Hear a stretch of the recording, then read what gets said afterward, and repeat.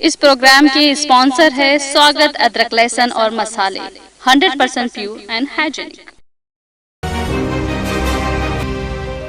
अस्सलाम वालेकुम, आदाब। मैं हूं फरहाद और आप देख रहे हैं प्रोग्राम टुडे इन हिस्ट्री। आज 9 जनवरी है।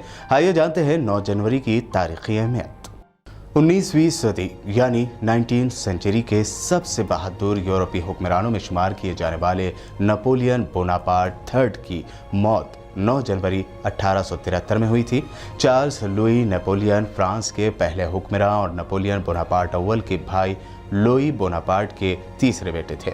उनका जन्म 1808 यानी 1808 में पेरिस में हुआ। 1815 में जब नेपोलियन फर्स्ट का राज खत्म हुआ तो वो अपनी मां के साथ स्विट्जरलैंड चले गए। उनके बचपन का काफ़ी अरसा इटली और जर्मनी में गुजरा। इख्तिदार दोबारा हासिल करने की बात हमेशा लुई नेपोलियन के दिमाग में रही, इसलिए 1832 में उन्होंने जद्दोजहद शुरू की और ख़ुद को और अपनी सोच को लोगों के सामने लाने के लिए सियासत और फौजी मामलों पर कई कॉलम लिखे। उनकी कई कोशिशें नाकाम रही।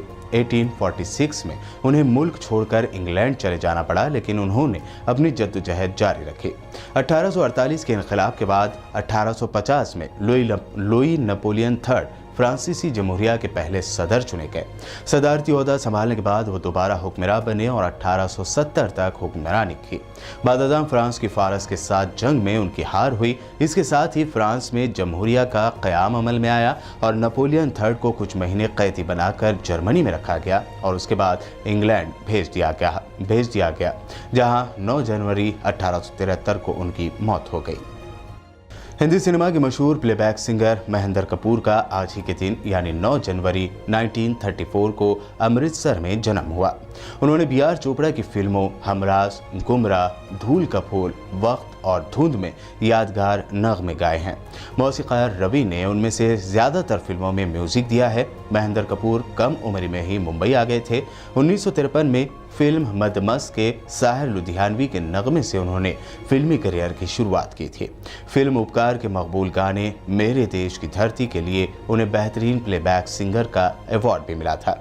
इस अहम एजाज़ के अलावा उन्हें फिल्म गुमराह के गीत चलो एक बार फिर से अजनबी बन जाएं के लिए फिल्म फेयर अवार्ड भी मिल चुका है। बाद में एक बार फिर फिल्म हमराज के गाने नीले गगन के तले के लिए भी उन्हें फिल्म फेयर अवार्ड मिला। उनकी ज़िंदगी का तीसरा फिल्म फेयर अवार्ड रोटी कपड़ा और मकान के नहीं नहीं गाने के लिए मिला। महेंद्र कपूर को पद्मश्री और महाराष्ट्र हुकूमत के लता मंगेशकर अवार्ड से भी नवाजा गया। हिंदी फिल्मों के अलावा दादा कोंडके की मराठी फिल्मों में भी महेंद्र कपूर ने अपनी सुरीली आवाज़ दी है। 9 जनवरी 1982 को आज ही के दिन हिंदुस्तान ने फिर दुनिया को अपनी ताकत का एहसास दिलाया था। आज के दिन हिंदुस्तान की साइंसी टीम अंटार्कटिका पहुंची थी। इस टीम में कुल 21 अफराद शामिल थे, जिसकी क़यादत डॉक्टर एस.जे. कासिम थे। ये टीम 7 खतरनाक समंदरी बुलंदियों से होकर गुजरी। इस टीम का जहाज़ हेलीकॉप्टरों और 2 स्नो स्कूटरों से लैस था। उन्होंने 6 दिसंबर 1981 को गोवा से अपने सफ़र का आगाज़ किया था, जबकि कई रातें बिना सोए समंदरी आफात को झेलते हुए जनवरी 1982 को अंटार्कटिका को छू लिया था। ये टीम वहाँ 10 दिनों तक रही। इस मुद्दत में टीम के अरकान ने वहाँ कई तजुर्बे किए और ज़मीनी हक़ाइक़ और दीगर चीज़ों का मुआयना किया। इस टीम ने वहाँ जनूबी गंगोत्री नामी बिना इंसान के एक सेंटर का क़याम भी अमल में लाया। अंटार्कटिका जजीरे पर हिंदुस्तानी साइंसदानों को तेज़ तूफ़ानी बर्फीली हवाओं, चारों तरफ बर्फ़ ही बर्फ़ और पेंगुइन नामी न उड़ पाने वाली चिड़िया देखने को मिली। ये टीम 21 फरवरी को उसी साल हिंदुस्तान लौट आई। वापस आते वक्त रास्ते में इस टीम ने एक समंदरी पहाड़ भी दरियाफ्त किया। इस समंदरी पहाड़ का नाम इंदिरा रखा गया। हमें फ़ख्र होना चाहिए कि हमारे मुल्क की टीम ने भी अंटार्कटिका का दौरा किया है। 9 जनवरी साल 2005 को हुए फ़लस्तीनी प्रेसिडेंशियल इलेक्शन के शुरुआती रुझानों में ही इस बात का पता चला था कि वज़ीर आज़म महमूद अब्बास इसमें आसानी से जीत हासिल कर लेंगे।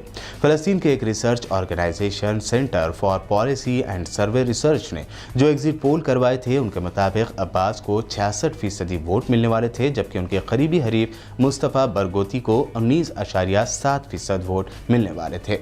हालांकि इंतखाबात के हतमी नताइज एक दिन बाद आने जाने वाले थे, लेकिन महमूद अब्बास के हामियों ने उसी दिन से जीत का जश्न मनाना शुरू कर दिया था। फ़लस्तीन की आज़ादी की तहरीक के सरबराह यासिर अरफ़ात के नवंबर साल 2004 में इंतकाल के बाद इसराइल और फ़लस्तीनियों के दरमियान नए सिरे से अमन मज़ाकरात की उम्मीद जगी थी, क्योंकि इसराइली वज़ीर आज़म एरियल शेरोन ने अरफ़ात के साथ अमन मज़ाकरात करने से इनकार कर दिया था।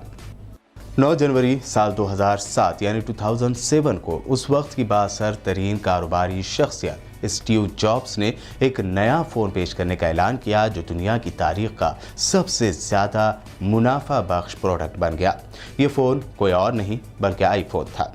आज ही के दिन यानी 9 जनवरी को स्टीव जॉब्स ने आवाम के लिए आईफोन पेश करने का ऐलान किया था।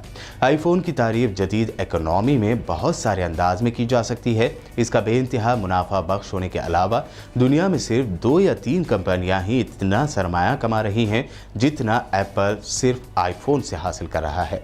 आईफोन की तैयारी में बुनियादी किरदार स्टीव जॉब्स का नहीं था, यह अमेरिकी हुकूमत थी। तमाम 12 टेक्नोलॉजियों की तैयारी में अमेरिकी हुकूमत की वाज़ेह मदद मौजूद थी। स्टीव जॉब्स एक जीनियस थे और उनसे इनकार नहीं। उनका एक और कारनामा अब एनिमेटेड स्टूडियो पिक्सार था, जिसने टॉय स्टोरी जैसी फिल्म की रिलीज से फिल्मी दुनिया की शक्ल तब्दील कर दी। टच स्क्रीन और इंटरनेट और फास्ट फोरियर ट्रांसफॉर्म के बगैर भी स्टीव जॉब्स कुछ हैरत अंगेज क्रिएशन करने का इरादा रखते थे, लेकिन वो आईफोन की तरह दुनिया हिला देने वाली टेक्नोलॉजी ना होती। 9 जनवरी साल 2011 को ईरान एयर का एक मुसाफिर बरदार तैयारा हादसे का शिकार हो गया, जिसमें कम से कम 70 अफराद हलाक हो गए थे। ईरानी रेड क्रॉस के एक एहलकार ने बताया था कि हादसे के बाद तैयारा कई हिस्सों में तकसीम हो गया था। जहाज़ में 105 मुसाफिर और क्रू मेंबर सवार थे, जिनमें से कम 50 अफराद करिश्माती तौर पर जिंदा बच गए। ईरान एयर का मुसाफिर बरदार हवाई जहाज़ दारुल हुकूमत तेहरान से रवाना हुआ था और शुमाल मगरबी शहर और मियाँ के नज़दीक गिरकर तबाह हो गया था। 9 जनवरी को होने वाले तारीख के कई अहम वाक़यात अभी आपने देखे। अगले दिन फिर होगी मुलाकात 10 जनवरी के तारीख़ी वाक़यात के साथ। YouTube पर BBN चैनल को सब्सक्राइब करना हरगिज़ भी ना भूलें।